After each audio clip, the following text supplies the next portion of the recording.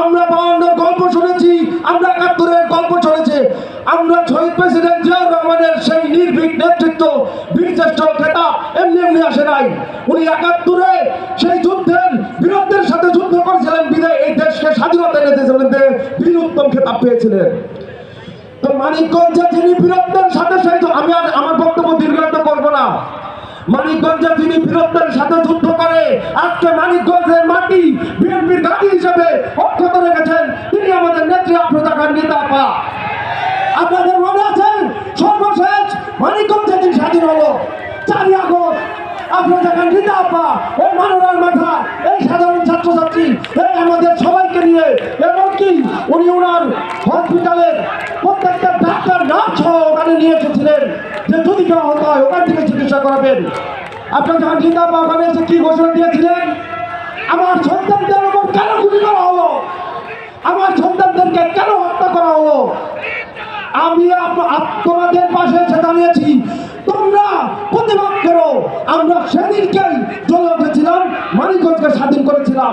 ওই অবৈধ সরকারের পেট্রোল পুলিশ বাহিনী সারেন্ডার করা না পর্যন্ত আমরা যুদ্ধ চালিয়ে নিয়ে গেছি। আমি আমার সেই মহান নেত্রী যিনি আছেন বিদায় আজকে আমি এতটা সম্মানিত, তার প্রতি অন্তরের অন্তঃস্থল থেকে কৃতজ্ঞতা জ্ঞাপন করছি। যাই হোক, আমি আমার বক্তব্য দীর্ঘায়িত করব না। সর্বশেষ শুধু আমি এতটুকু বলবো, বৈষম্য বিরোধী ছাত্র আন্দোলনে আমার সকল শহীদ ভাই এবং সকল সাধারণ ছাত্রছাত্রী যারা শহীদ হয়েছেন, এই দেশকে মুক্তিযুদ্ধ, এই দেশকে স্বাধীন করার জন্য যারা বলিদান দিয়েছেন, তাদের রোহের মাগফিরাত কামনা করছে। এবং যারা জীবন্ত শহীদ রয়েছেন, জীবন্ত শহীদ শব্দটা কেন বললাম জানেন? কারণ আজকে তারা পঙ্গু হয়েছে, পাকে শহীদ করে দিয়েছে বলে আপনি হাঁটতে পারছেন। আজকে তারা চোখকে শহীদ করে দিয়েছে, অন্ধ হয়ে গেছে, আপনি স্বাধীন দেশটা উপভোগ করতে পারছেন। আজকে তারা হাত হারিয়ে ফেলেছে, কেউ এখন পর্যন্ত বিছানায় পড়ে আছে। আমি বলবো আপনাদের যতটুকু ক্ষমতা আছে সেইটুকু দিয়ে তাদের পরিবার এবং তাদের পরিবারের পাশে যেমন আফরোজা খান রিতা আপা দাঁড়িয়েছেন, আপনারা প্রত্যেকের জায়গা থেকে দাঁড়াবেন। তাদের জন্যই আজকে আমরা স্বাধীন, মনে রাখবেন।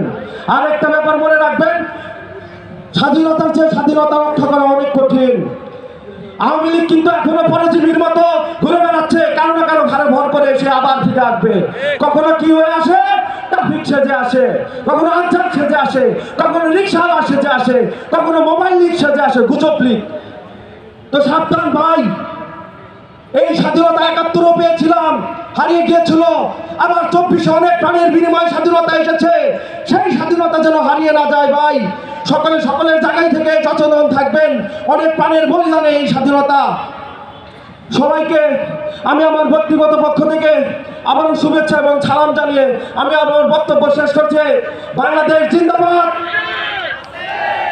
তারুণ্যের অহংকার, দেশ জনাব তারেক রহমান জিন্দাবাদ, স্বাধীনতার মহান ঘোষক শহীদ প্রেসিডেন্ট জিয়াউর রহমান বীর উত্তম অমর হোক, আমার নেত্রী আফরোজা খান রিতা আপা জিন্দাবাদ, মানিকগঞ্জ জেলা ছাত্রদল জিন্দাবাদ জিন্দাবাদ জিন্দাবাদ।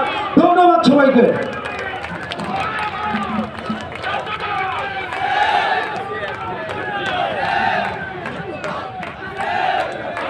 আমাদের মাঝে আরো উপস্থিত আছেন জাতীয়তাবাদী ছাত্র